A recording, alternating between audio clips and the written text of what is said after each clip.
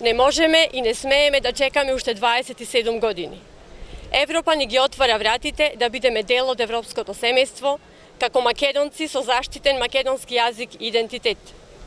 Сега е нашата шанса да го спречиме иселувањето на младите со пасоши на туѓите држави.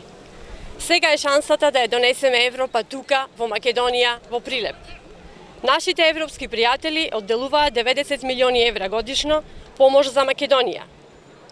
Како што ќе течат преговорите со Европската Унија, така ќе расте поддршката. Фондовите значително ќе се зголемуваат.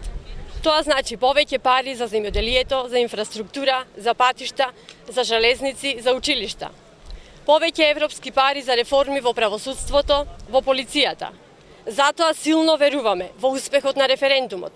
Затоа што си ја сакаме Македонија и сакаме подобра иднина за нашите деца, внуци и поколенија.